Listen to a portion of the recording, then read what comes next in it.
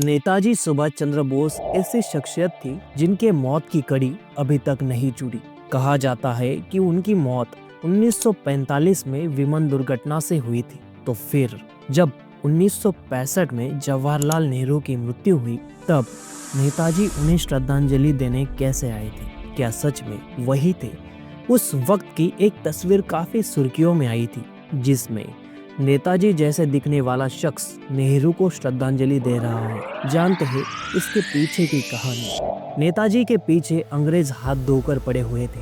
उनको पकड़ने और मारने की कोशिश की गई। कहा जाता है कि जो प्लेन दुर्घटना हुई थी वो भी एक साजिश हुई थी, पर उसके बाद भी नेताजी को कई जगह जीवित देखे जाने के दावे किए जाते हैं। कहा जाता है कि प्लेन दुर्घटना से पहले से ही नेताजी हर बार अंग्रेजों से बच जाते थे और छुटकारा पाने के लिए उन्होंने खुद विमान दुर्घटना का नाटक रचा था। कईयों का दावा है कि 18 अगस्त 1945 के दिन सुभाष चंद्र बोस का निधन ताई होको हवाई एयरपोर्ट पर हवाई हादसे में हो गया था। तो कुछ लोगों का कहना है कि वो उसमें बच गए थे। ये घटना जापान में हुई थी, लेकिन जब ये बात सामने आई तो जापान सरकार ने कहा कि उस दिन कोई भी प्लेन दुर्घटना नहीं घटी थी।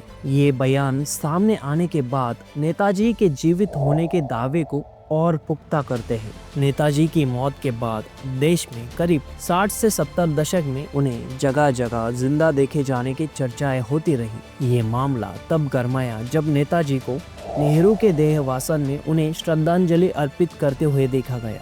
नेहरू जी की मृत्यु के समय भारत सरकार के फिल्म प्रभाग द्वारा एक डॉक्यूमेंट्री फिल्म बनाई गई थी और इस फिल्म की तस्वीरों ने भारत में सनसनी मचा दी थी। ये बात 24 मई 1964 की है, जब जवाहरलाल नेहरू के निधन के बाद उनका पार्थिव शरीर नई दिल्ली के 3 मूर्ति भवन में जनता के दर्शनों के लिए रखा था। नेहरू के अंतिम दर्शन के लिए देश विदेश के लोग बड़ी संख्या में कतार लगाकर खड़े हुए थे। इसी दौरान एक भिक्षु भी उन्हें श्रद्धांजलि देने आया, जो बिल्कुल सुभाष चंद्र बोस की तरह लग रहा था।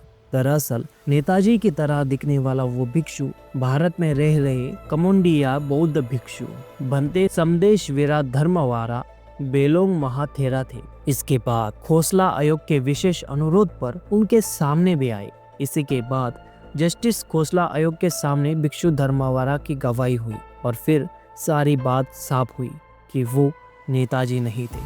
शायद तब तक उनकी भी मृत्यु हो चुकी थी, पर हाँ, इस बात में भी दम है कि नेताजी प्लेन दुर्घटना से बच निकले थे और उसके बाद किसी को नहीं पता कि वो कहाँ थे, क्या कर रहे थे और आखिर में कब उनकी मृत्यु हुई।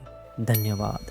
अगर आपको ये वीडियो पसंद आया तो वीडियो को लाइक कीजिए और ऐसे ही वीडियो देखना चाहते हो तो प्लीज़ चैनल को सब्सक्राइब कीजिए। मिलते हैं अगले वीडियो में।